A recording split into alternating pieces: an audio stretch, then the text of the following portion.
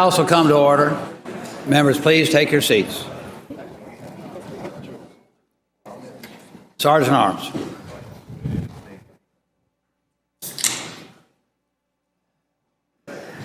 The House is now in session. All persons not entitled to privileges on the floor, please retire to the gallery.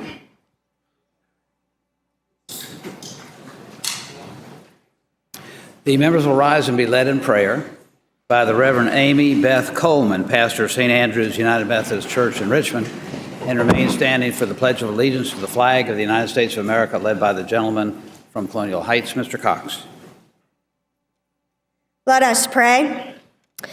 God of all creation, the sun rises on another day to love and serve you, another day to serve those you love. Those gathered here in this room have devoted this time to serve. We give thanks for them, for the staff who help them be prepared, and for their families who live without them for a season. These men and women are privileged with the task of governing those, from the least to the greatest, in this great Commonwealth of Virginia. May their discourse today be full of your love. May their work reflect your justice and mercy. May their lives demonstrate your grace. And may they always err on the side of compassion. May they do all the good they can by all the means they can, in all the ways they can. Lord, hear this prayer. Amen. Amen. Pledge allegiance to the flag of the United States of America and to the republic for which it stands, one nation, under God, indivisible, with liberty and justice for all.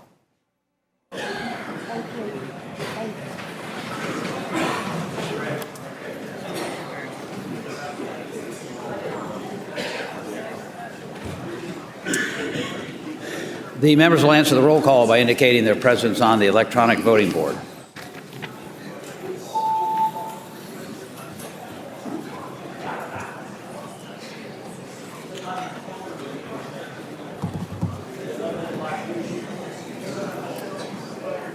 The clerk will close the calendar. Mr. Speaker, a quorum is present. Pursuant to House Rule 3, I've examined and approved the Journal of the House of Delegates for February 3rd, 2016. Motions and resolutions under Rule 39 are now in order. Does the clerk have any announcements or communications? Not at this time, Mr. Speaker. Gentleman from Carolina, Mr. Orrock. Mr. Speaker, I rise for purpose of an introduction. Gentleman may proceed. Mr. Speaker, ladies and gentlemen of the House, on behalf of the delegates who represent Caroline County, it's my honor to recognize in the gallery visiting with us today the Bowling Green District Supervisor from Caroline, also currently serving as the chairman of the Caroline County Board of Supervisors. He's down visiting with us today, keenly interested in one particular matter, I believe, which is on our docket for later this morning. And I hope that the House will give Mr. Jeff Seeley, Chairman, Caroline County Board, a fine House welcome.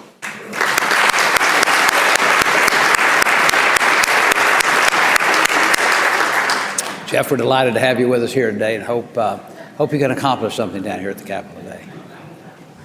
The gentleman from Henrico, Mr. Massey.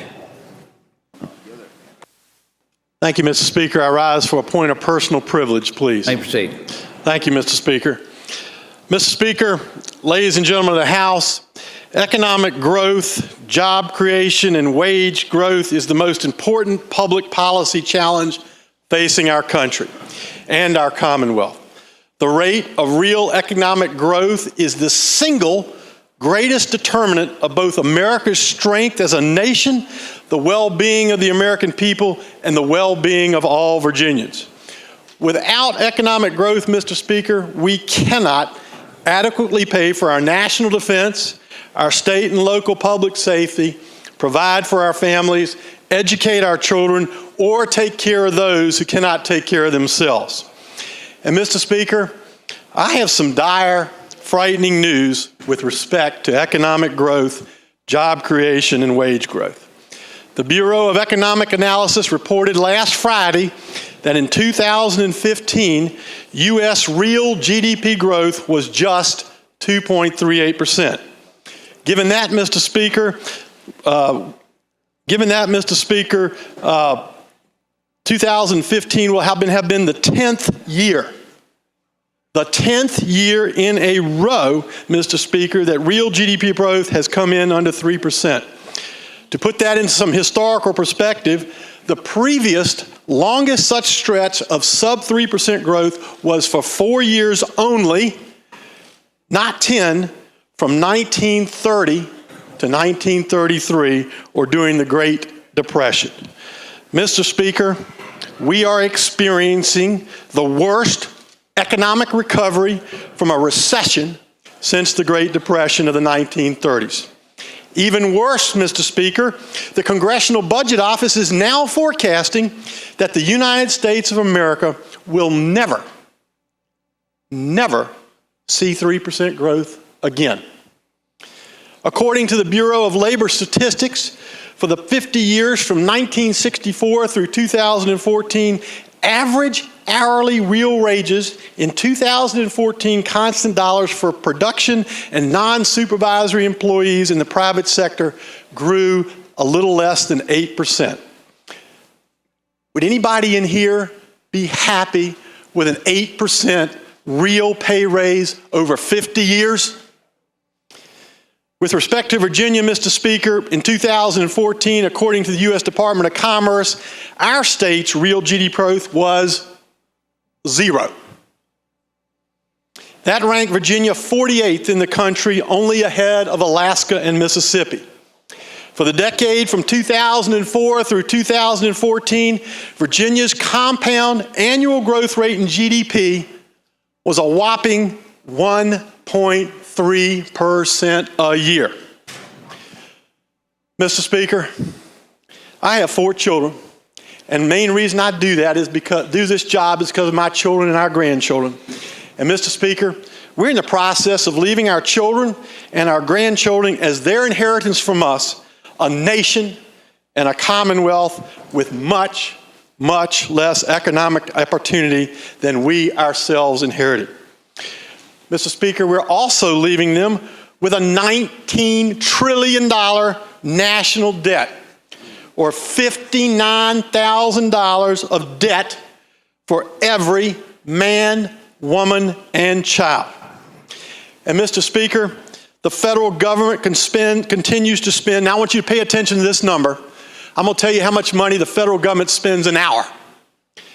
Continues to spend $450 million an hour, 24 hours a day, 7 days a week, 365 days a year. And, Mr. Speaker, their revenues are only $385 million an hour. Thus, Mr. Speaker, our federal government is deficit spending even today. And oh, guess what? The revenue numbers are actually a little better over the last couple of years, but they continue to deficit spend at the rate of $65 million an hour. And Mr. Speaker, this current dismal and projected economic growth is a self-inflicted, avoidable public policy wound. It is the result of higher punitive marginal tax rates, a regulatory environment on irrational steroids, Obamacare, Dodd-Frank, Clean Power Plan, and on poor public policy decisions. The data is clear, Mr. Speaker. The numbers do not lie. The Obama-McAuliffe track record of the past 7 years has been and is projected to be a record of dismal failure. Again, a self-inflicted poor public policy wound. A clear result of this, and something all of us in this room ought to stand, an indicator of this dismal economic failure, is the Donald Trump and Bernie Sanders economic populism that is selling so well to large swaths of Virginians who are rightfully angry because they and their families are doing so poorly. Mr. Speaker, this Obama-McAuliffe track record of economic failure is unacceptable. It makes me and many Virginians very angry because our government is failing us. So, Mr. Speaker, what has and what will the House Republican Caucus, hopefully in a bipartisan manner, do about this dismal economic performance? The House of Delegates has led the effort to create many good-paying jobs for Virginians. Since 2003, we have defeated 26 job-killing taxes that would have cost Virginia's families over $30 billion. We have fostered a reasonable state regulatory and tort environment. We passed legislation to encourage entrepreneurs and innovators to invest in startup companies via crowdfunding and angel tax credits. We have greatly expanded our job-creating economic incentive programs, especially in the fields of future like technology, data, and cybersecurity. Just ask President Sands. We have worked hard to align our educational system with the needs of the private sector and to streamline our workforce programs. But, Mr. Speaker, past is prologue. Our 2016 economic agenda, to mention just 5, include balancing our new 2-year budget without a tax increase. Thank you, Mr. Chairman Jones and all the appropriators, and thank you, Chairman Ware, and all our members of our Finance Committee. 2, enshrining our right to work tradition into Virginia's Constitution. Thank you, Delegate Dickey Bell. Credentialing workforce training programs. Thank you, Delegate Kathy Byron. Establishing Go Virginia, a regional economic development initiative. Thank you, Majority Leader Cox and Caucus Chair Tim Hugo. And finally, Mr. Speaker, number 5, promoting greater transparency in our regulatory process. Mr. Speaker, despite your Wednesday Bible study on worry, I'm worried sick. And I'm embarrassed, Mr. Speaker, quite frankly. And we should all be worried sick about, and we should all be embarrassed by the lack of economic opportunity we are leaving our children and our grandchildren as a result of poor public policy. It is our responsibility to do everything in our power to create the public policy environment most conducive to economic growth. We cannot sit on the sidelines and expect this public policy self-inflicted wound to heal on its own. Mr. Speaker, we have a public policy agenda to address this failure during this session, and I sincerely hope we can enact this agenda in a bipartisan manner. Thank you, Mr. Speaker.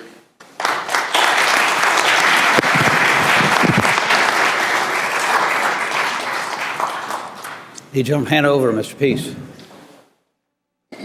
Thank you, Mr. Speaker. I rise for an introduction. The gentleman has the floor. Mr. Speaker, ladies and gentlemen of the House, today in the gallery we welcome volunteers with the Virginia Breast Cancer Foundation. The foundation serves as an advocate for those with breast cancer and has been successful over the years in obtaining coverage for mammography, health insurance, for breast reconstruction, a 48-hour hospital stay, following a mastectomy, and other policy initiatives. The Breast Cancer Foundation provides information to those newly diagnosed with breast cancer, and its volunteers participate annually in remote area medical clinics throughout Virginia, providing educational resources on breast cancer to residents of underserved areas. When you see a pink ribbon license plate on cars, the funds that support those plates are used in the work of the foundation. And this year we passed House Joint Resolution 201 in honor of their 25th anniversary, the Breast Cancer Foundation. I ask that the members of the House will give them a warm welcome to the Capitol.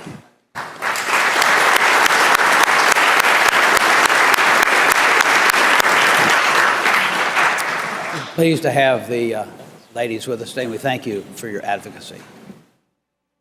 The gentleman from Giles, Mr. Yost. Thank you, Mr. Speaker. I rise for the purpose of a request. The gentleman has the floor. I request permission to take center aisle, and I would also ask the gentleman from Salem, Mr. Habib, the gentleman from Montgomery, Mr. Rush, and all the Hokie alumni in the House to join me as well. Gentleman may go.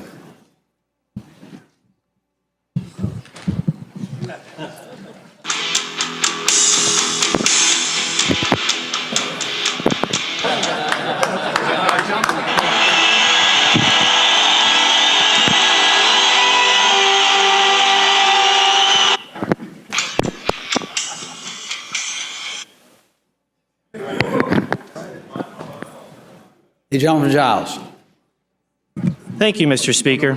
Mr. Speaker, ladies and gentlemen of the House, today I have the supreme honor and privilege of recognizing a truly outstanding and loved member of our New River Valley community.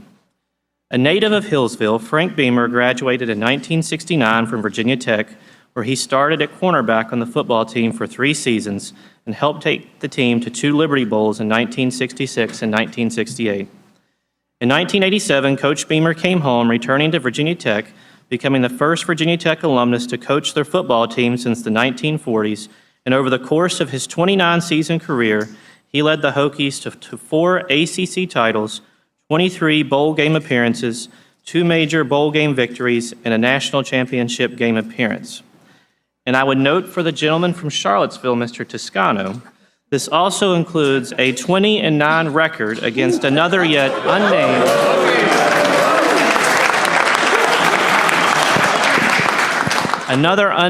football team. In 1999 and 2000, the Hokies and Frank Beamer went on to make history, posting the winningest seasons in school history with the team's first 11-0 regular season record, back-to-back 11-1 overall records, and a trip to the national championship. Coach Beamer also oversaw the Hokies' transition from an independent team to the Big East in 1991 and the ACC in 2004. In the team's first season in the ACC, he was named ACC Coach of the Year for leading a young team to an ACC title and a bowl championship game series. And the team went on to earn the 2004 Fall Sportsmanship Award.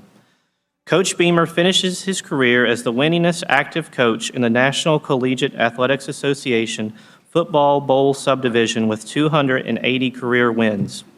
He has earned numerous awards and accolades, including 8 National Coach of the Year awards in 1999 and the Coach of the Decade award from the Big East in 2000.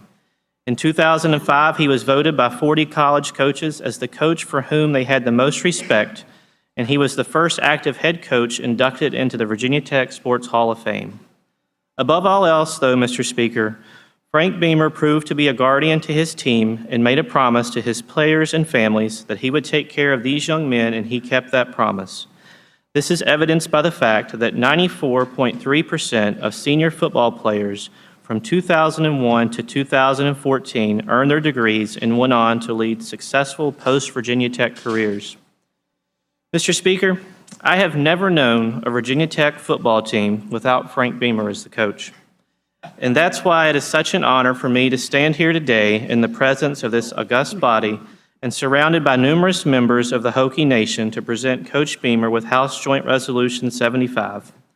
But before I do, I want to share a quick story. Not too long into my first term in the House, our office was doing our weekly constituent letters and came across an article announcing the marriage of his daughter. We promptly cut it out and sent it to Frank with a letter congratulating him and Cheryl and their family.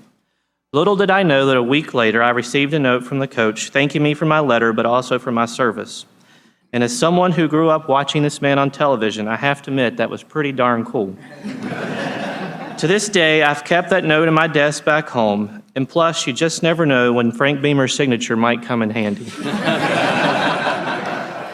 But seriously, Coach, on behalf of the House, we want to thank you for your 3 decades of service to Virginia Tech, the New River Valley, and the Commonwealth, and wish you Godspeed in your well-earned retirement. Thank you.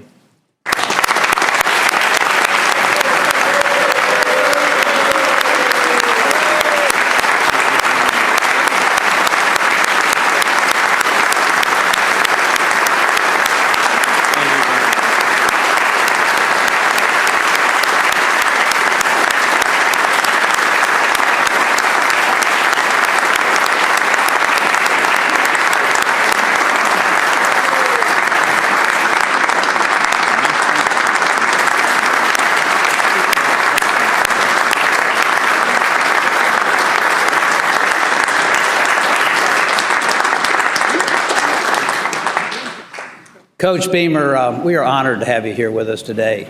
You are truly a legend, truly a coach that hopefully, as a UVA fan, we'll never see again.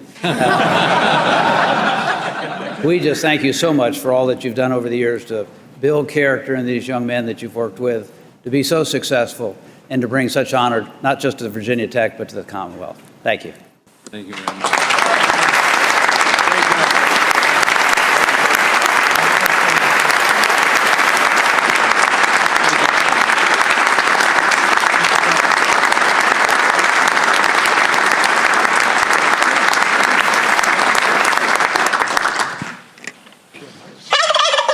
All right. Key play. The gentlewoman from Norfolk, Ms. Hester.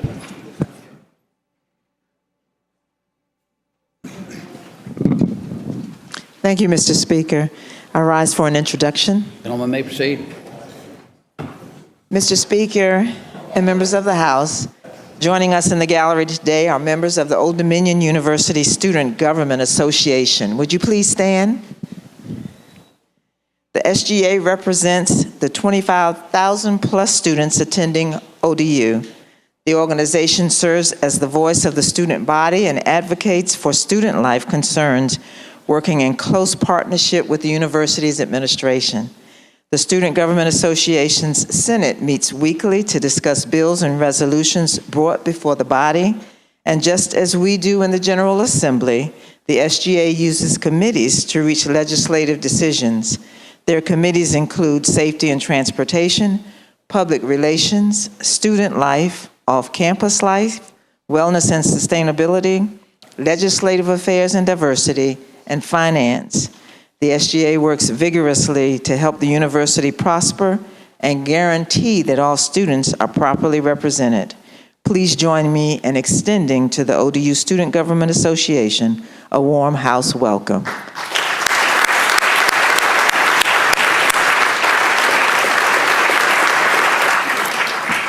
We're delighted to have the students with us today and hope you enjoy your time in the Capitol. The gentleman from Fairfax, Mr. Keene. Thank you, Mr. Speaker. I rise for a point of personal privilege. Gentleman has the floor. Thank you, Mr. Speaker. Ladies and gentlemen of the House, unless Dr. Ben Carson is successful this year, this will be the last Black History Month that we'll be celebrating with an African-American president. And so I thought I would spend just a few minutes, well, yeah, I kind of expected that. I wanted to spend just a few minutes paying tribute and honoring the African Americans who've run for president throughout our history. And most of us might think that the first African American to run for president whose household name might be recognized is Congresswoman Shirley Chisholm from New York in 1972. But it turns out that she was actually not the first. The very first African American who became a candidate for president was actually Frederick Douglass in 1888. Not that he sought the office, but he gave a speech at the Republican National Convention that year in 1888. And back then, the nominations process was slightly different than the way they do things now. After the speech, and the delegates all gathered around and took some votes, Frederick Douglass actually received a vote from one of the delegates. As a result, he actually became officially a candidate for president of the United States. Now, of course, we wouldn't today think of him as the traditional candidate for president. But a few years after that, there was a gentleman who actually did run and sought a nomination of his own party. His name was George Edwin Taylor from Alabama. And he was an activist who fought for civil rights, rights of African Americans, free slaves. And his platform included fighting against the lynching laws, of course, Jim Crow laws, disenfranchisement of the former slaves, and other civil rights issues of that day.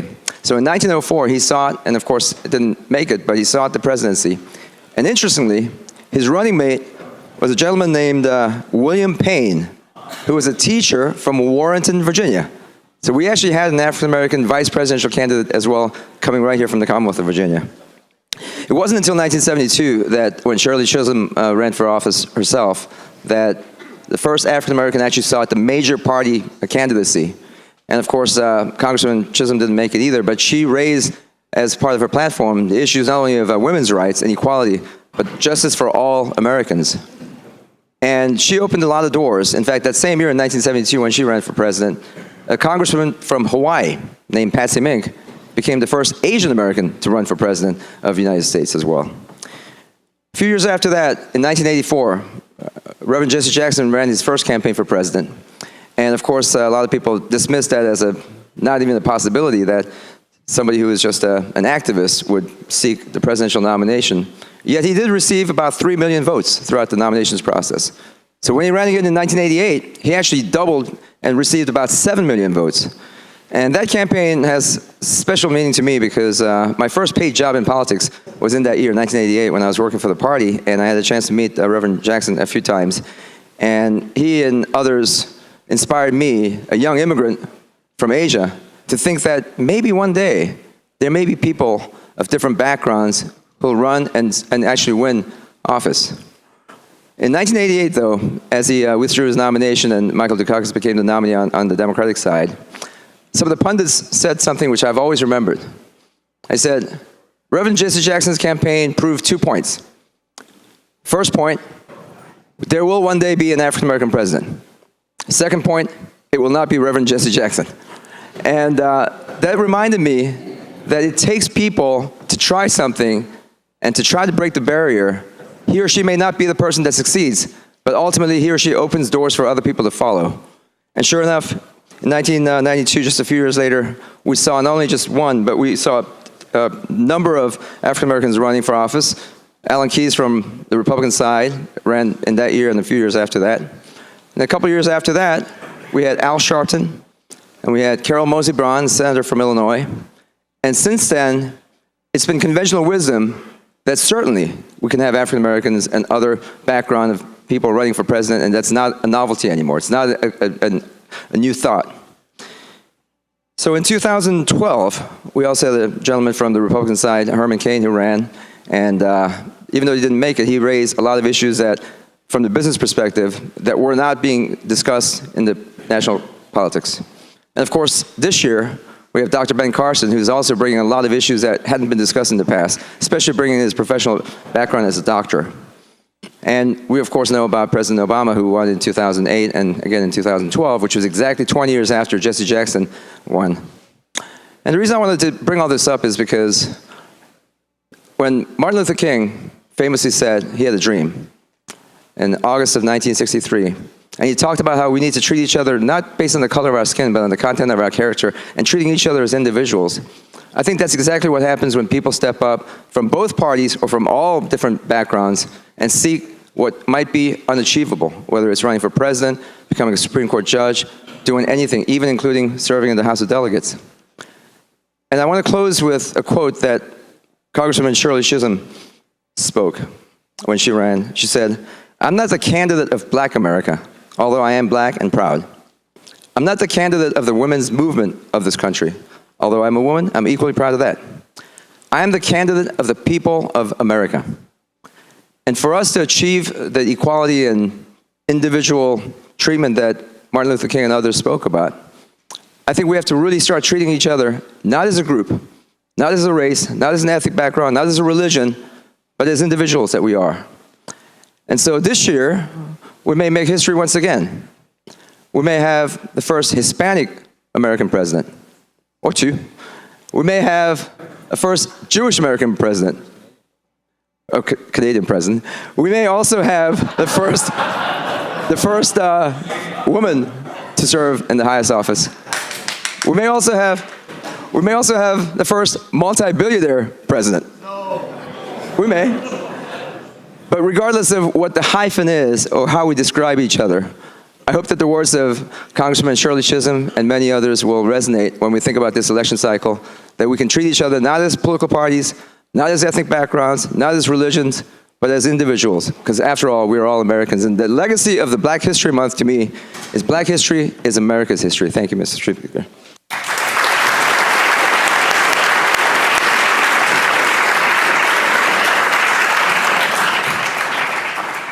The gentleman from Richmond City, Mr. Lupasi.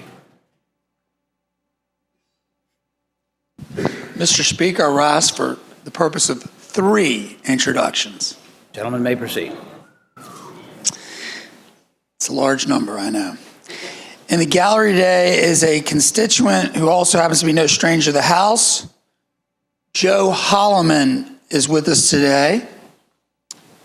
And Joe was the clerk of the House of Delegates from 1974 until 1991. He was the clerk under former Speakers Philpott and Cook. Joe is joined by family and friends, and I hope that the body will join me in giving our former clerk of the House of Delegates a warm House welcome.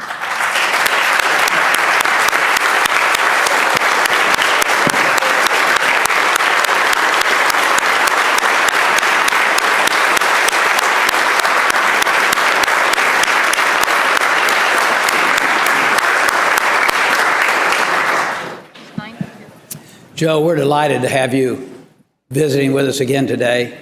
For those members who may not know or remember, Joe started working in the House 70 years ago this year, just a couple of years after I got here. And we're so happy to see you again, and we wish you the best, and thank you for joining us today.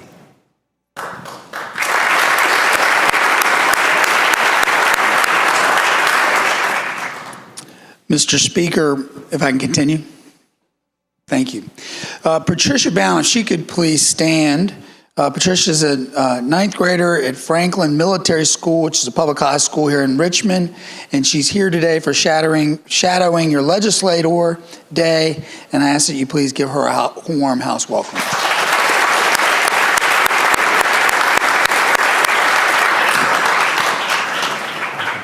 Finally, Mr. Speaker, in the gallery this morning are students from St. Gertrude's High School. If they could please rise. St. Gertrude's is Virginia's only all-girls Catholic high school and has served the educational needs of young women for over 90 years in Richmond's historic museum district.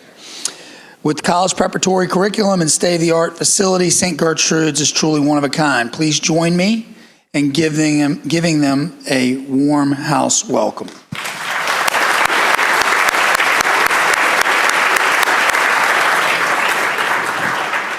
Delighted to have the students from St. Gertrude's with us today.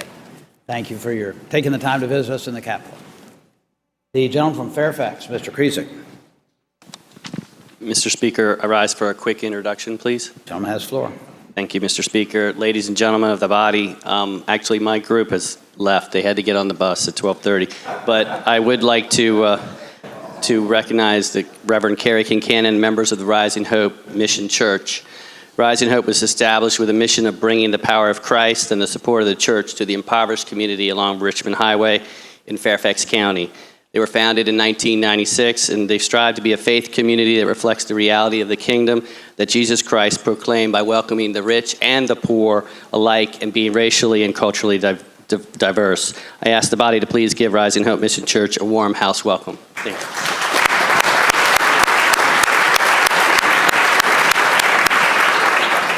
Gentleman from Danville, Mr. Marshall. Thank you, Mr. Speaker. I rise for the introduction. Gentleman may proceed. Thank you, Mr. Speaker. Ladies and gentlemen of the House, we are joined today with 12th grade students from Danville Public Schools. We have retired teacher Robert Q. Jones, who has been coming to the Capitol with a group for decades. We have students from GW, Angela Frazier, a teacher, Hope Adams, a teacher, Lily Hungerland, a student, and Nakia Lee, a student. From Galileo School, Andrew Emerson, a teacher, and Ms. Hall, a student, Christine Harper Edwards, a student, and Reginald Jeffries, a student, and David Wingfield, a student. We also have Danville School Board member, the other half of Missy Neff Gould, and that is Stephen Gould, who's a member of Danville School Board. So let's give them a warm welcome.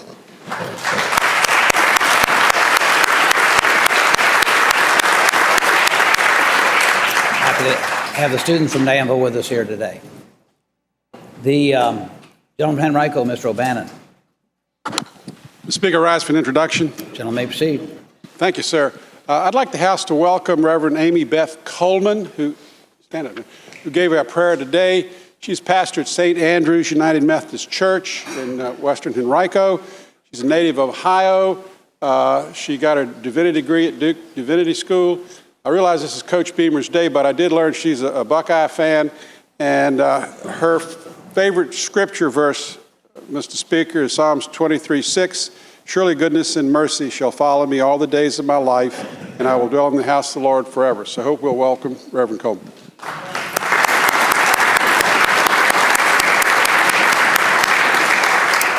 The gentlewoman from Fairfax, Ms. Murphy. Thank you, Mr. Speaker. I rise for a point of personal privilege. The woman has the floor. Thank you. Yesterday, Mr. Speaker, our governor, who has created over 95,000 new jobs for Virginia and brought in almost $10 billion in investment to Virginia, announced that Euro Composites Group will invest $10.5 million to expand its operation in Culpeper County and create 58 more new jobs. The Virginia Economic Development Partnership, which is a wonderful organization, has worked with Culpeper County to secure the project for Virginia. Governor McAuliffe approved a $150,000 grant from the Commonwealth Opportunity Fund to assist Culpeper County with the project, and the company will receive benefits from the Port of Virginia Economic Infrastructure Development Zone grant program to fund services to support the company's employee training activities. They will get some funding through the Virginia Jobs Investment Program. You may know that Euro Composites manufactures advanced honeycomb composite materials used in aviation, space, industrial, and defense technology applications.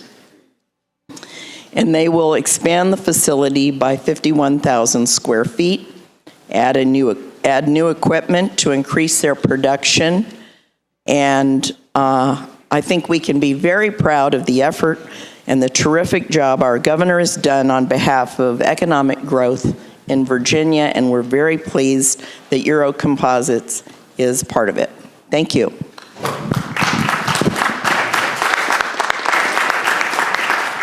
The gentlewoman from Bedford, Ms. Byron. Thank you, Mr. Speaker. I rise for a request. Gentleman may state it. Request that the Journal reflect that my seatmate from Prince William is absent due to pressing personal business. Journal will so reflect. The gentleman from Spotsylvania, Mr. Cole. Thank you, Mr. Speaker. I have a request. Gentleman may state it. May the Journal reflect that my seatmate, the gentleman from Loudon, is away on pressing personal business. The Journal will reflect. Gentleman from Charlottesville, Mr. Toscano. Thank you, Mr. Speaker. I rise for a point of personal privilege. Gentleman may proceed. Thank you, Mr. Speaker. Ladies and gentlemen of the House, I listened very intently to my friend, the delegate from Henrico, and I heard a whole series of doom and gloom statistics, prognostications, etc. And, you know, as I was listening to these, I hearkened back to the great sports announcers like Harry Carey and Phil Rizzuto, and all I can say is, holy cow. You know, and then I went to check some things out. So I went to factcheck.com, which is the service of the Annenberg Center, an independent think tank that monitors statistics nationwide.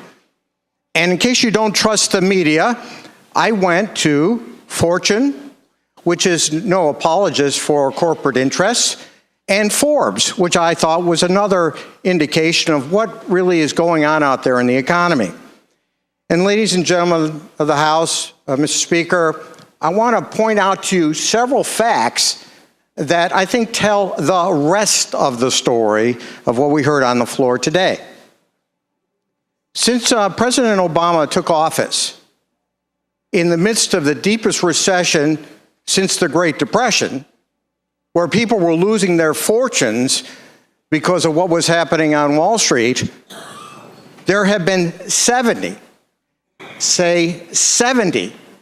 months of consecutive job growth in this country. That is the longest streak of job growth in this country in history. That's 70. 8.7 million jobs, 6 times the number of jobs that were created under 8 years of George W. Bush. You can look on the Forbes page and you can look at the graph of unemployment starting from when our president took office. It starts up here and it goes down here. That is a great record on unemployment. We've got an auto industry that a lot of people criticize when we invested money in the auto industry. But Detroit's auto industry is back with a vengeance. Gangbusters. So let's not talk about all this doom and gloom. 3.7% GDP growth in the second quarter of 2015. That outstrips every single developed country in this world. The United States economy is growing. We may not think it's growing fast enough, but I think as the gentleman from Henrico understands, it can't grow too fast or we'll be all complaining about inflation. It's modest growth, and it's growth that's good for the country. Stock prices, twice the level of what they were when Obama took office. Gas prices, I paid $1.48 for gas a gallon yesterday. Do you remember what it was when Obama took office? Corporate profits, something I think should be near and dear to the gentleman, expanding rapidly, much higher than when Obama took office. Mr. Speaker, ladies and gentlemen, it's good to talk about gloom and doom sometimes, but let's get the facts right. And the facts show that there have been tremendous economic activity and growth during the years of the Obama administration. And we could also talk about the years of the McAuliffe administration, if you want to link them together. Do we have problems and challenges? Yes, we do. Do we need to make changes? Yes, we do. Our wage growth is not as great as it should be. There is too much inequality in this country. There are a lot of things that need to be done. Do we need to build our new Virginia economy? Yes, we do. But ladies and gentlemen, Mr. Speaker, let's start with what's really going on, not with doom and gloom that prevents us from growing together and moving this Commonwealth forward. Thank you, Mr. Speaker.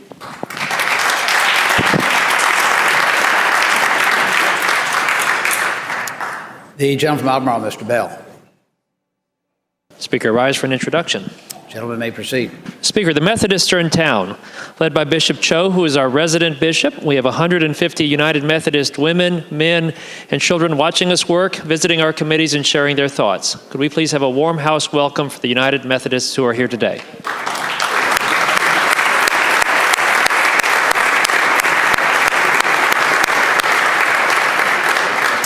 Very pleased to have all of the Methodists visiting with us today, and we thank you very much for taking the time to come down to your capital. The gentleman from Pennsylvania, Mr. Adams. Thank you, Mr. Speaker. With us today, I rise for an introduction. The gentleman has the floor. With us today is Dr. Bhushan Pandya, District 5 Director from the Medical Society of Virginia.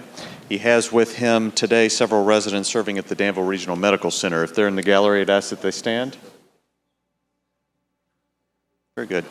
Mr. Speaker, these medical professionals serve many of our residents in Danville, Pittsylvania County. So on behalf of the gentleman from Danville, I would ask that the House join me in giving them a warm House welcome.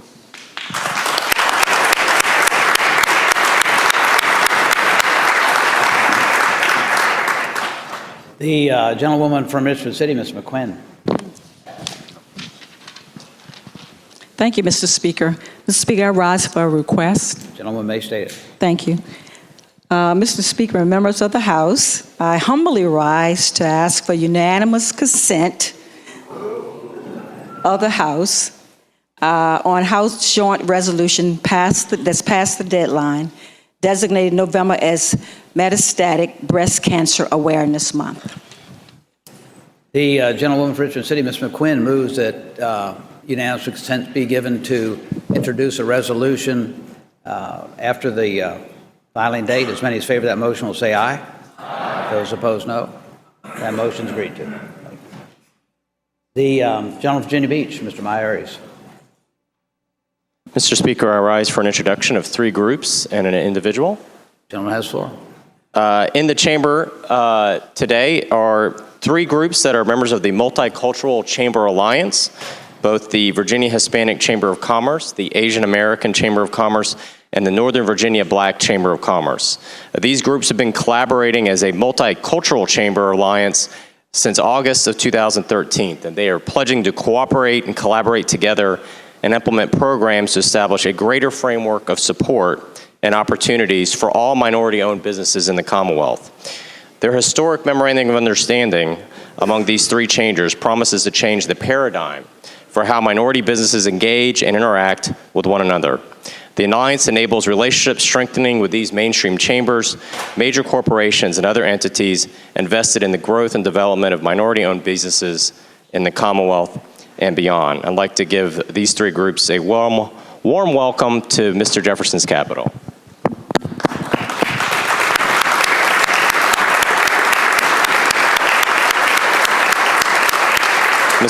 Mr. Speaker, I'd also like to give a special welcome to the CEO and founder of the Virginia Hispanic Chamber of Commerce, my friend Michelle Zajor. I have incredible fond memories of 15 years ago sitting around Michelle's dining room table as he had a vision. He was a successful business owner here in Richmond. He had a vision of starting the Virginia Hispanic Chamber of Commerce. And Mr. Speaker, Michelle's vision has been realized. He organized it. They now have offices both in Richmond and in Midlothian. They both build a bridge, and their motto is building bridges, build a bridge in order to create and promote businesses, opportunities for their membership and the Hispanic community. But they do so much more, both mentorship for young Hispanics, encouraging them to go to college. Mr. Speaker, it has been said that the greatest use of life is to spend it for something that outlasts our brief time we have here on earth. And I'm very honored to have helped Michelle fulfill that maxim. So please give a warm welcome to Michelle Zajor of the Virginia Hispanic Chamber of Commerce. And finally, Mr. Speaker, I know they would like me to welcome everybody tonight to their annual legislative reception at McGuire Woods Consulting. It should be a grand time. Thank you, Mr. Speaker. Ms. Aird. Thank you, Mr. Speaker. Mr. Speaker, I rise for a motion. Gentlewoman has the floor. Mr. Speaker, I move to take Senate Joint Resolution 140 up out of order. Clerk will report a resolution. Senate Joint Resolution 140, celebrating the life of Freddie W. Nichols, Sr. Gentlewoman from Petersburg. Thank you, Mr. Speaker. I move adoption. As many as favor adoption of the resolution will please rise.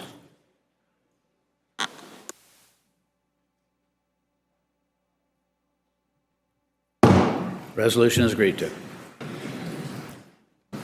Gentlewoman from Hampton, Ms. Ward. Thank you, Mr. Speaker. I rise for an introduction. Gentlewoman has the floor. Thank you, Mr. Speaker. Mr. Speaker, ladies and gentlemen of the House, we are joined today by an organization known as Able Are Us. They are a family support group for people who have disabilities.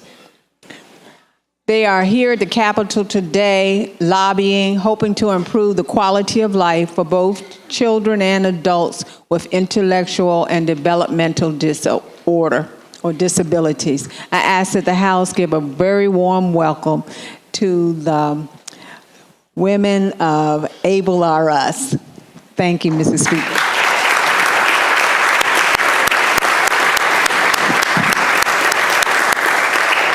Delighted to have the visitors with us here today.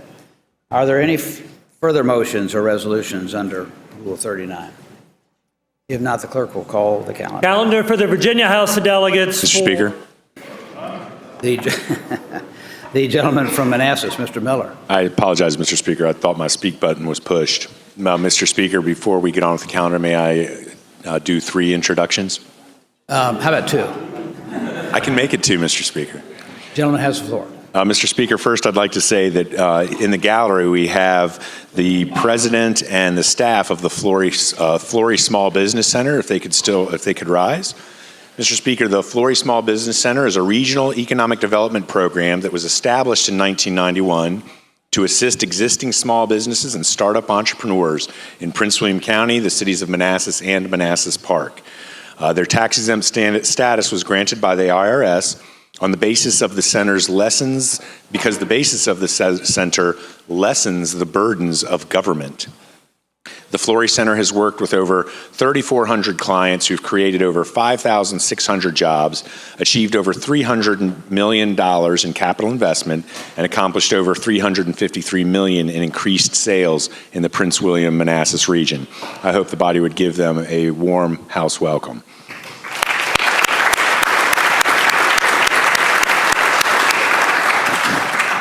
Also, Mr. Speaker, we have members of the Northern Virginia Association of Realtors, and I'm not sure if they made it in the gallery, and if they could, if they please stand up.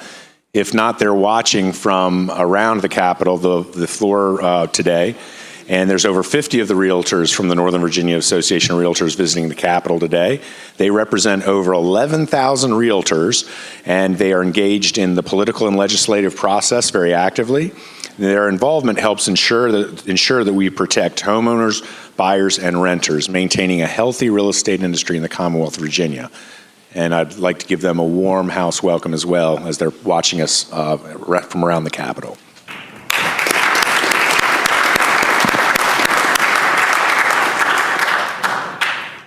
John Fernandez. You'll give me that third, Mr. Speaker? The third one. Well, Mr. Speaker, I greatly appreciate that. They had to leave the gallery quickly for a Capitol tour, but I'm sure they're watching on one of the monitors. Our 5 outstanding high school seniors from around Northern Virginia that are here with NOVEC, and they were selected by NOVEC to attend the 2015 National NRECA Electric Cooperative Youth Tour Conference, which is held in June. As a part of that program, they come to Richmond and visit the state delegation to follow and learn the hands-on experience to see how government is operated, worked, and how legislation is passed. And we would like to welcome them here to the Capitol today. Thank you.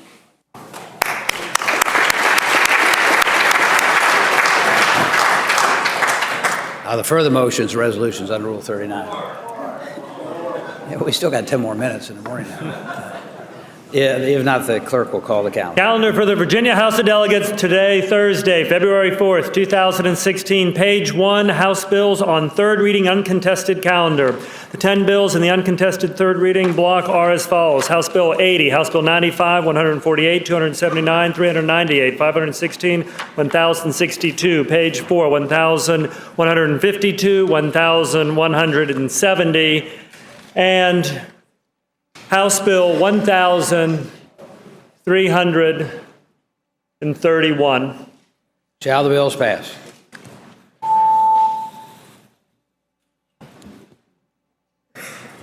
The clerk will close the roll. Ayes 98, no 0. Ayes 98, no 0. The bills are passed.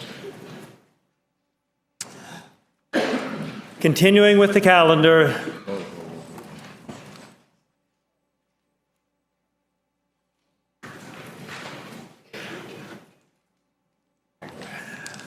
House bills on third reading regular calendar, page 5 of the printed version. House Bill 90, a bill to amend the Code of Virginia relating to possession of handguns by members of the Virginia National Guard. Shall the bill pass?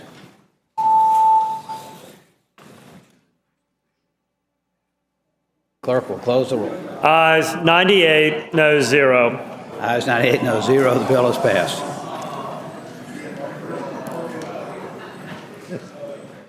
House Bill 382, a bill to amend and reenact a section of the Code of Virginia relating to control of firearms by state agencies, rights of employees.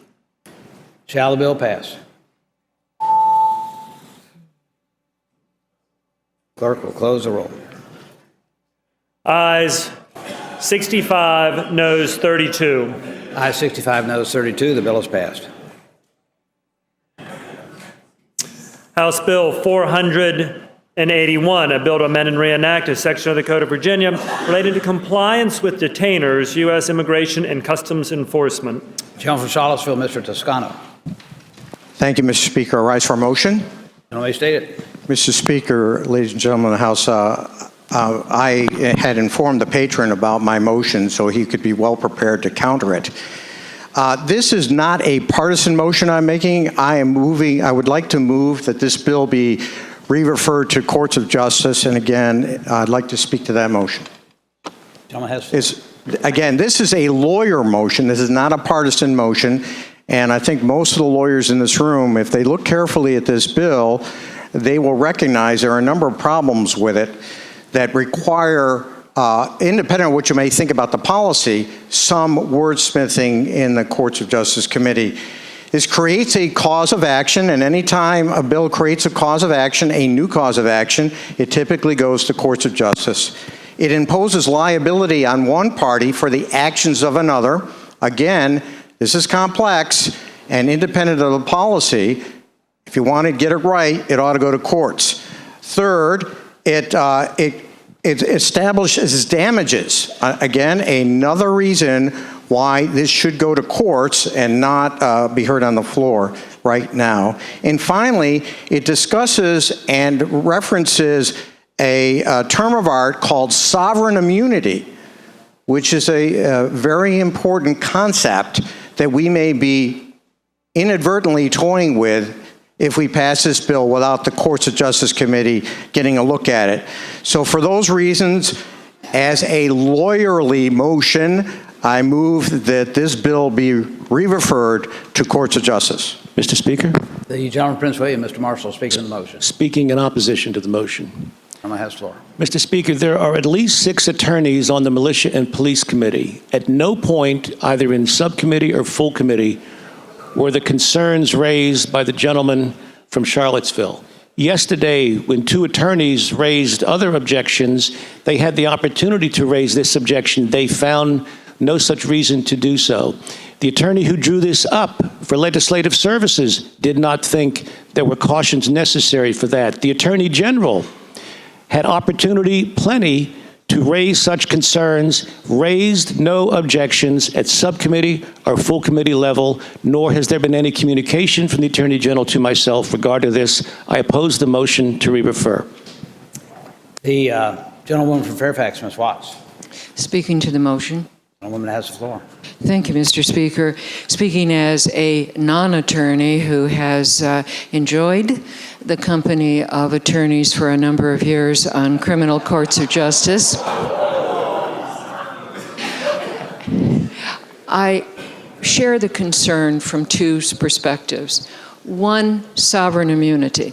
This is a policy. Now, I'm also a bit of a computer nerd, and I did a word search of sovereign immunity in our code. Our code, which is essentially about 7 feet long of very, very fine print. And in all of its history, there are 33 references to sovereign immunity. 30 of them protect sovereign immunity. Nothing will waive sovereign immunity. The only 3 references where sovereign immunity is something that is not waived is when it is an employee of the state and there is an employment issue that is involved. For all of our history, we have protected sovereign immunity. And here we are for the first time opening up the door, which could set major precedent. That's a policy issue. It doesn't surprise me that the attorneys cited in the drafting of this didn't make that policy call. That's up to us. And we need to have serious debate in criminal courts about that. And then one of the ways in which I have endured, and every once in a while stayed awake in the long hours of criminal courts of justice, is carefully reading the bill. And I challenge you to try to figure out what in the world this bill actually does. Because it says in the new language on lines 15 and 16, provided no alien may be held in custody in excess of the date that he would otherwise have been released from custody. Then down on lines 26 and 27, it says from the time he would have otherwise been released from custody. So what is the time frame that we're talking about? Because that's all carved out. We're talking about the time frame of the whatever the detainer coming from the federal government involves, because the sheriff cannot release somebody that they're supposed to hold. And that's what it all says. Okay, you're supposed to hold them, you hold them, but don't hold them any longer. And certainly some of us who've been involved in the mental health issues realize that this is a serious concern when people with mental health sit in our local jails. So here we are, best I can tell, maybe we're talking about 48 hours, because that's all that's required under ICE. Now you go to the Congressional Research Service, and I don't quite know there are court decisions about what ICE request involves. This is something that needs to be carefully looked at by a lot of attorneys before we give away our sovereign immunity for something that I'm not even sure what it does. Mr. Speaker. The gentleman from Shenandoah, Mr. Gilbert. Mr. Speaker, I rise for a motion. We I have a substitute motion. Gentleman has the floor. Substitute motion would be that the bill go by for the day. The gentleman from Shenandoah moves that the bill go by for the day. As many as favor of that motion will say aye. Aye. Those opposed, no. Motion's agreed to. The bill goes by for the day.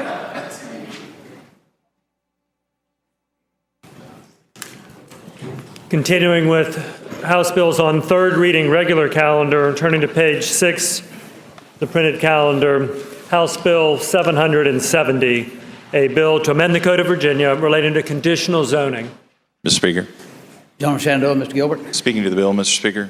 Gentleman has the floor. Mr. Speaker, I just wanted to advise the body. I promised yesterday, I always have to catch myself because is yesterday last week? I don't know around here. It all runs together. So yesterday I promised that we would work on the high-density zoned locations, specifically around Metro Rail locations, that we would keep doing that as we go forward. I publicly committed to that. The Senate has that in their bill, exempting those areas from this bill.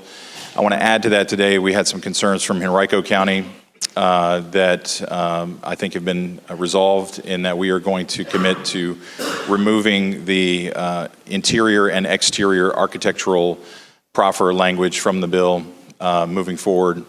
I think that alleviates some fears. I think it's going to put us in a bind if we try to do that here on the floor and the way I'd just like to move forward with the public commitment from me on the floor that we're going to take that component out, and I've talked to the individual members from Henrico County about that. So I would ask that the body pass the bill. Shall the bill pass?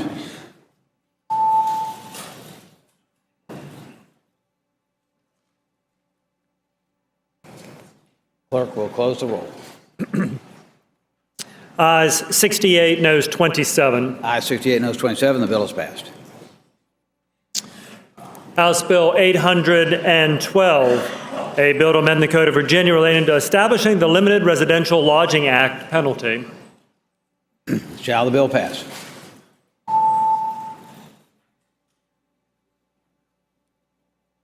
Clerk will close the roll. Ayes 75, noes 22. Ayes 75, noes 22. The bill is passed. House Bill 22, a bill to amend and reenact section of the Code of Virginia relating to the expiration of the political candidate contribution tax credit. Shall the bill pass? Clerk will close the roll.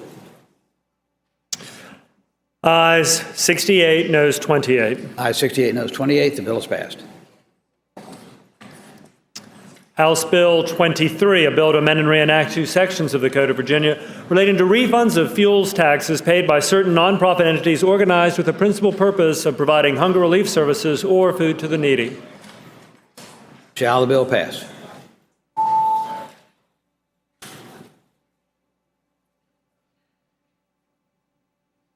Clerk will close the roll.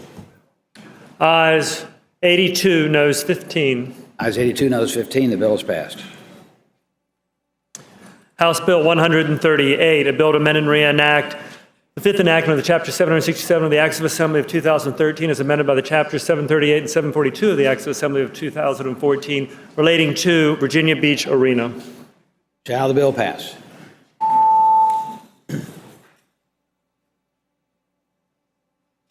Clerk will close the roll. Ayes 86, noes 10. Ayes 86, noes 10. The bill is passed. House Bill 182, a bill to amend and reenact a section of the Code of Virginia relating to transient occupancy tax, Frederick County. Shall the bill pass?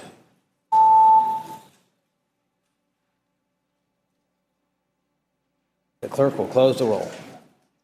Ayes 75, noes 22. Ayes 75, noes 22. The bill is passed.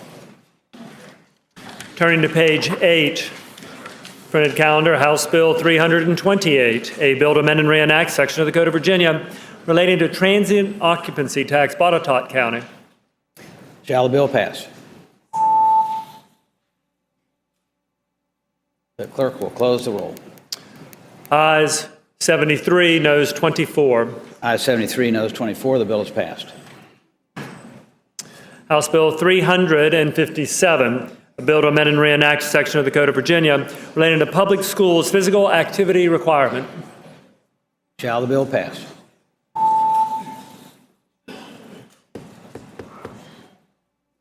Clerk will close the roll. Ayes 72, noes 26. Ayes 72, noes 26. The bill is passed. House Bill 487, a bill to amend and reenact a section of the Code of Virginia relating to School Resource Officer Grants Program, School Resource Officers, conditions of employment. Shall the bill pass? The clerk will close the roll. Ayes 95, noes 2. Ayes 95, noes 2. The bill is passed. House Bill 515, a bill to amend and reenact section of the Code of Virginia relating to institutional six-year plans, report on economic development. Shall the bill pass?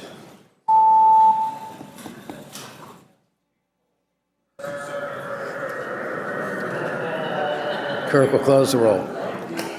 Ayes 97, noes 1. Ayes 97, noes 1. The bill is passed. House Bill 557, a bill to amend and reenact a section of the Code of Virginia relating to school efficiency reviews, scope, and costs. Shall the bill pass? Clerk will call the roll.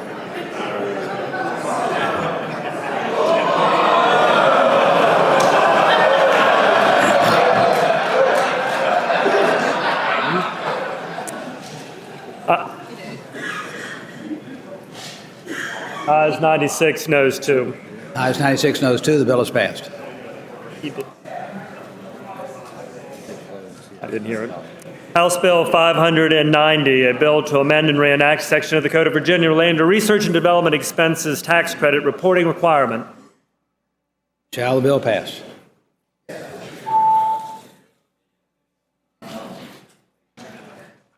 Clerk will close the roll. Ayes 88, noes 9. Ayes 88, noes 9. The bill is passed. Turning to page 10 of the printed calendar, House Bill 596, a bill to amend and reenact a section of the code, repeal another relating to recordation tax exemption. Shall the bill pass?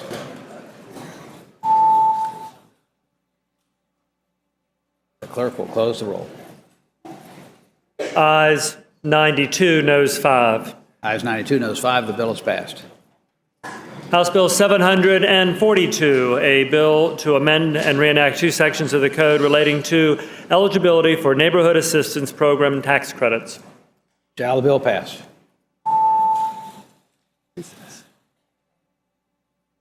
Clerk will close the roll. Ayes 89, noes 8. Ayes 89, noes 8. The bill is passed. House Bill 942, a bill to amend and reenact two sections of the Code of Virginia relating to school property, reasonable access by youth groups federally listed as patriotic and national organizations. Shall the bill pass?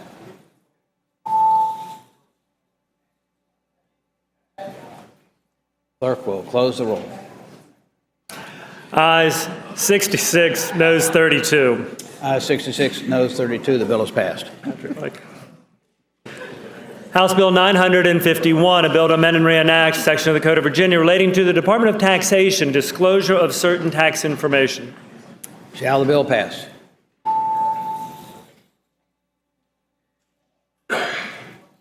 Clerk will close the roll. Ayes 92, noes 6.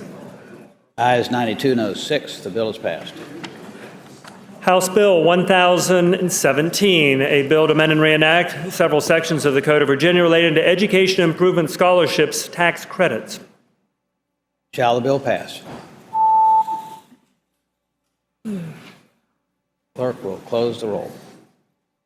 Ayes 66, noes 32. Ayes 66, noes 32. The bill is passed.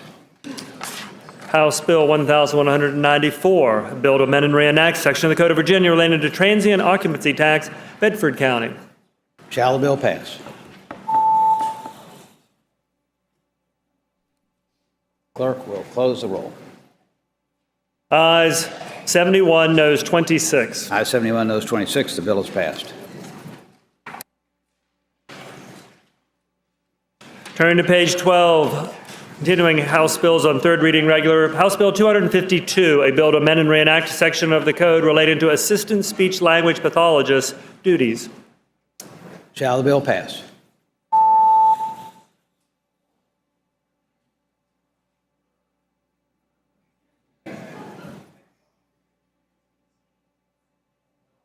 Clerk will close the roll. Ayes 98, noes 0. Ayes 98, noes 0. The bill is passed.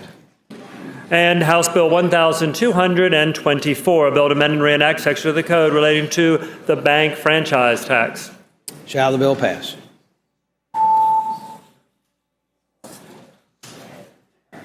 Clerk will close the roll. Ayes 95, noes 3. Ayes 95, noes 3. The bill is passed. Continuing with the calendar, House bills on second reading uncontested calendar. Second reading uncontested calendar. House Bill 928, a bill to amend and reenact section of the Code of Virginia relating to housing authority, compensation of commissioners, reported for the Committee on General Laws. The gentleman from Fairfax, Ms. Corey.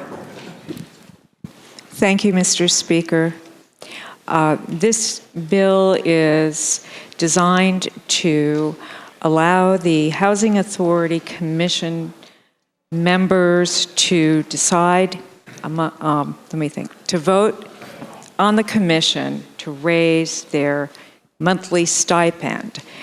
This is also permissive in the sense that the local government has to agree that they do this. The funds that would be used are funds that are under the responsibility of the housing commissions. Housing commissions have not been able to raise their stipends since 1988. It's about time that they were able to do that, and I ask that the body will move this bill on to its third, engross and move this bill on to its third reading. Thank you. Mr. Speaker. The gentleman from Lynchburg, Mr. Garrett. Speaking to the measure. Gentleman has the floor. Mr. Speaker, I would urge the body to consider this in this light, this measure in this light. First of all, most or many of these redevelopment housing authority folks, they're all volunteers and they don't get any compensation. I served for 8 years on Lynchburg Redevelopment Housing Authority, so I speak from that fund of knowledge. Secondly, most of these meetings, unless you're on a bunch of committees, are one time a month in about an hour and a half. So they're currently being reimbursed, compensated fairly well for an hour of time at $150 a month. Thirdly, I did receive an email from the chairman of the Gentlewoman's Redevelopment Housing Authority, who's an attorney, along with 4 other attorneys on that board, and his concern was that the resident member on that board that really needed some help and had some health issues and was elderly and so forth. And I respect and appreciate that. He also opined that $150 certainly didn't fully compensate the 5 attorneys on that board for the time that they're spent. I think at $500 for a 1-hour meeting a month strikes me as being a little bit much. That's probably pretty good reimbursement for the attorneys on that board. I would also suggest, sir, if the attorneys wish that this lady could get better compensation, perhaps they could use some of their own stipend towards that. So I would urge the body to consider those concerns, sir. The gentleman from Fairfax, Ms. Corey. Thank you, Mr. Speaker. May I respond? Of course. Thank you. Speaking to the bill, I would remind the body that this is permissive and the $500 is a ceiling, not a recommendation. Thank you. Mr. Speaker. The gentleman from Manassas, Mr. Miller. Speaker, may I request that before this bill is engrossed and passed on to its third reading, that be moved to the regular calendar? Without objection, House Bill 928 to the regular calendar before engrossment.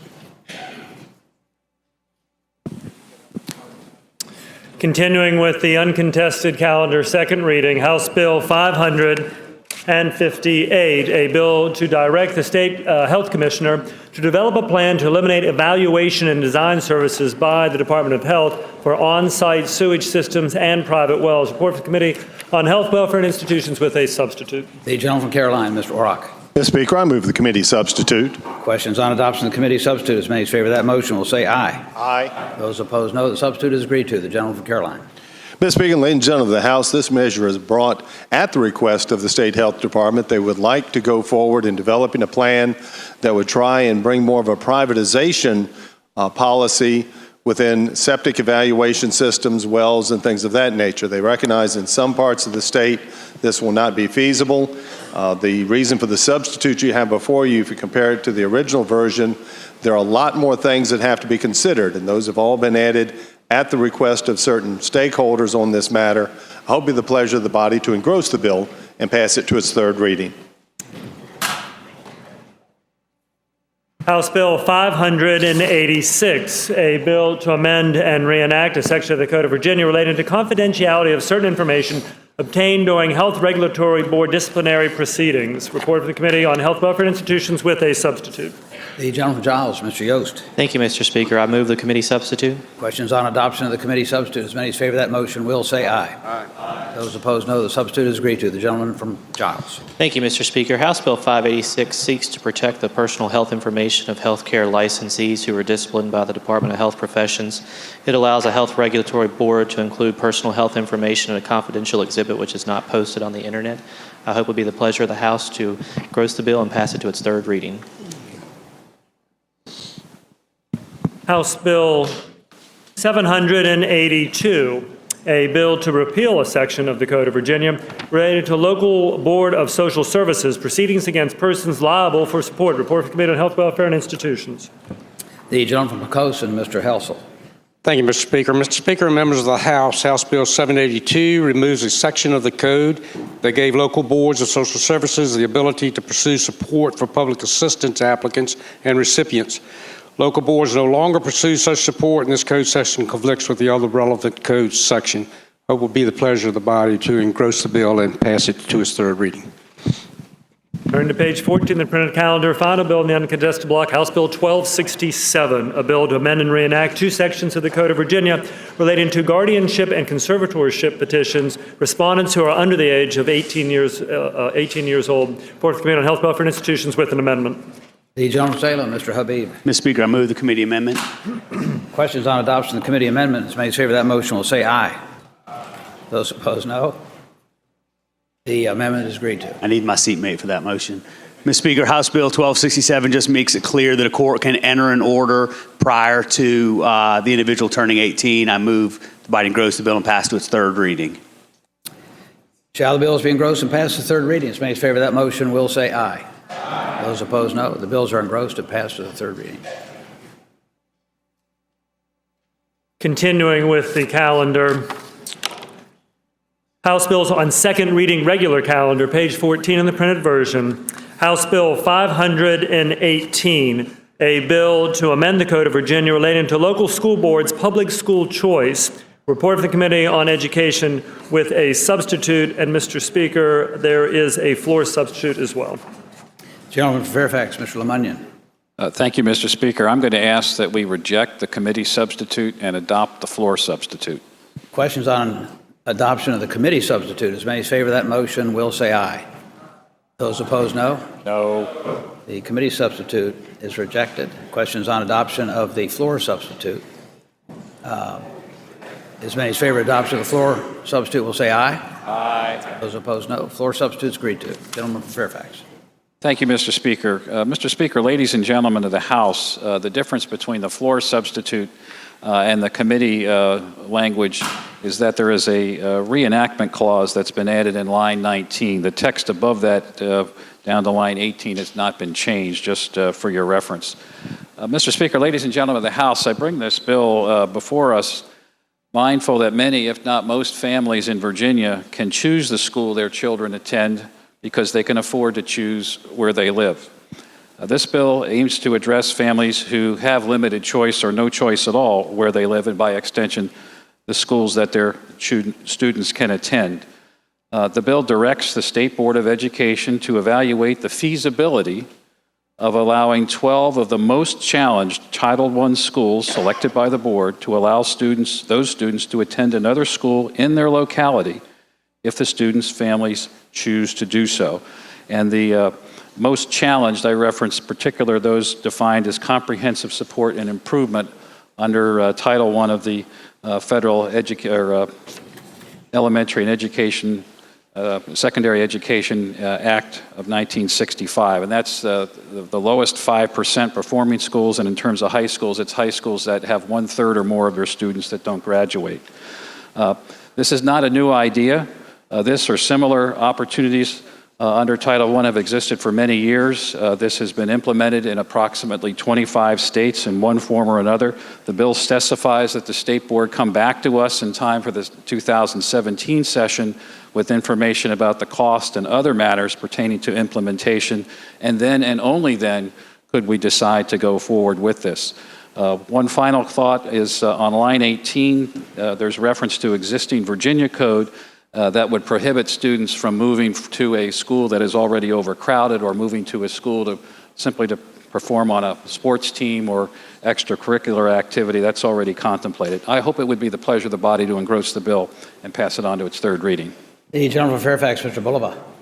Thank you, Mr. Speaker. Speaking to the bill. Gentleman has the floor. Thank you, Mr. Speaker, and ladies and gentlemen of the House. And realizing that we have a reenactment clause on this bill, I think it is worth taking just a few moments to elaborate on why there's been such concern over this particular policy choice.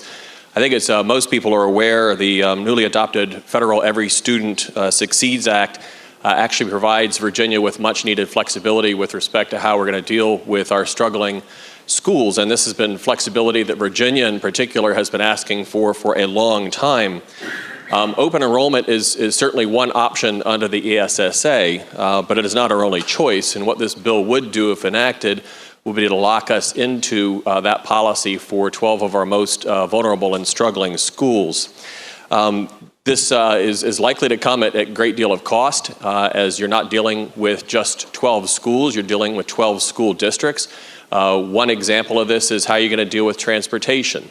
And so now a school district is going to have to figure out how to get multiple students from one school to multiple schools throughout an entire school district, rather than focusing on just the issue of how do we go ahead and fund our schools adequately to go ahead and deal with why they're struggling.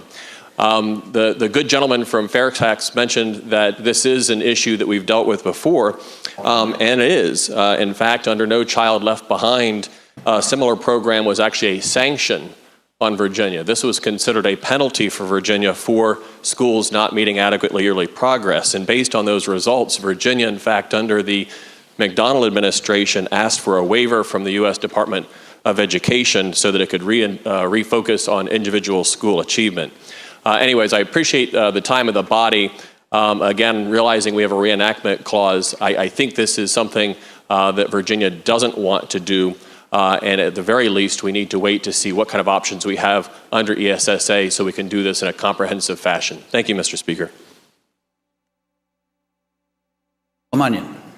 Thank you, Mr. Speaker. Just to respond to my friend from Fairfax, he's right that recent revisions to federal law allow a number of options.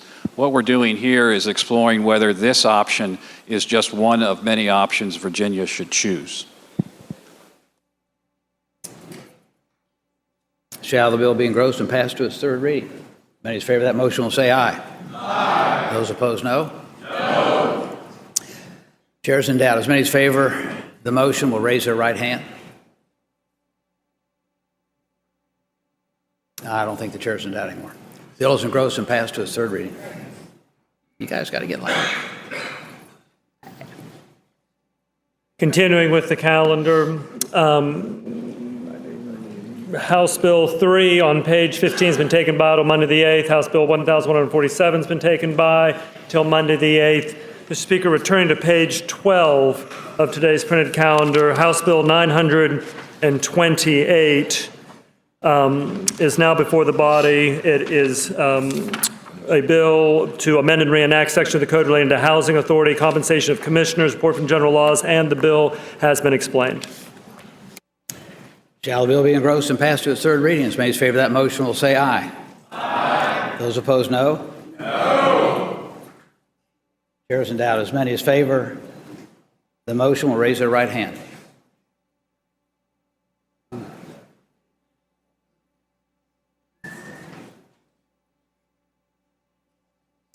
Those opposed, same sign.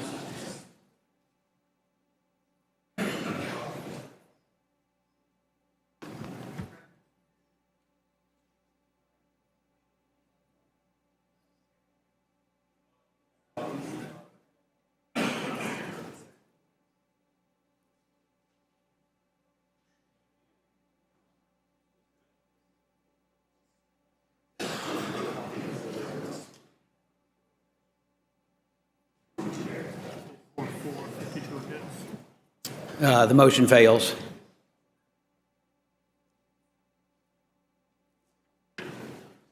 Mr. Speaker, that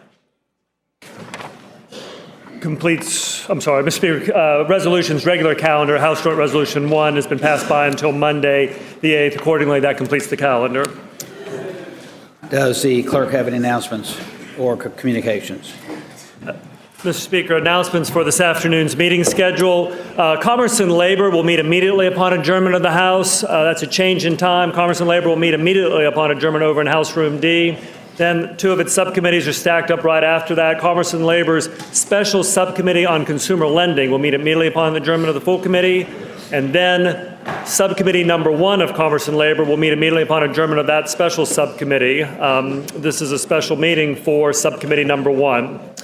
Then also this afternoon, a half hour after adjournment, the Committee on General Laws will meet 15 minutes upon adjournment at approximately 1:45 over in House Room C of the GAB. Then sequencing after that as well, General Laws Subcommittee number 4 will meet immediately upon adjournment of the full committee, and then General Laws Subcommittee number 2 will meet 2 hours after adjournment of the House, or presumably immediately upon the subcommittee number 4 finishing its work. Again, all of the general laws meetings are in House Room C.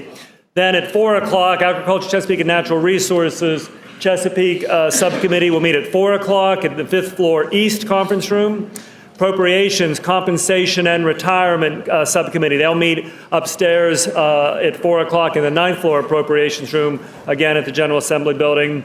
Then the Privileges and Elections Campaign Subcommittee, they'll also be meeting at 4 o'clock, but they'll be down in 5th West Conference Room. This is a change in time for the Campaign Subcommittee. Militia, Police, and Public Safety's Subcommittee number 1 meeting today has been canceled. The Northern Virginia Transportation Commission, I guess it was supposed to be, anyway, that's been canceled. However, there is the Rules Study Subcommittee. They'll be meeting at 4:30 today in the 6th floor Speaker's Conference Room, the GAB. That's a change in time for Rules Study Sub. And the last event this afternoon will be Virginia Legislative Black Caucus will be meeting at 5 o'clock in the 6th floor Senate Leadership Conference Room over in the GAB. Looking ahead to tomorrow, Friday, February 5th, Finance Subcommittee number 3 will meet at 7:30 a.m. in the 4th floor West Conference Room, Finance Sub number 3. Then 8 o'clock, County, Cities, and Towns. Full committee will be meeting at 8 o'clock tomorrow down in House Room D. Across the way, Militia, Police, and Public Safety will be meeting at 8 a.m. tomorrow in House Room C. That's a change in time for MIPS. Then we have several caucus meetings. Ben Franklin Liberty Caucus will be meeting at 8. They'll be in the 5th floor West Conference Room. The Capital Region Caucus will be meeting at 8 a.m., and they'll be in the 8th floor West Conference Room.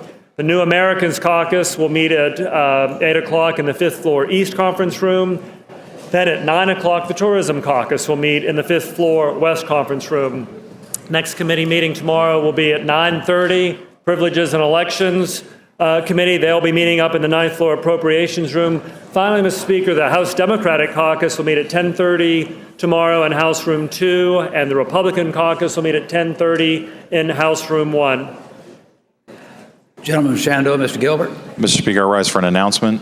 Gentleman has the floor. Mr. Speaker, I know the clerk was kind enough to announce the change to the General Laws Committee start time, but this is sort of when everybody checks out, so I just wanted to make sure the members of General Laws know that we're going to start our meeting at 1:45.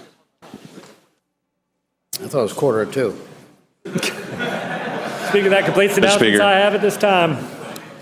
Gentleman from Colonial Heights, Mr. Cox. It's a better suggestion. Mr. Speaker, I move when the House adjourn today, adjourn to reconvene tomorrow at 11 a.m. Gentleman from Colonial Heights, Mr. Cox moves that when the House adjourn today to adjourn to reconvene tomorrow at 11 a.m., as many as favor that motion will say aye. Aye. Those opposed, no. That motion is agreed to. The gentleman from Colonial Heights, Mr. Cox. Speaker, I move the House to now adjourn. Gentleman from Colonial Heights, Mr. Cox moves the House to now adjourn. As many as favor that motion will say aye. Aye. Those opposed, no. Motion is agreed to. The House stands adjourned until 11 a.m. tomorrow.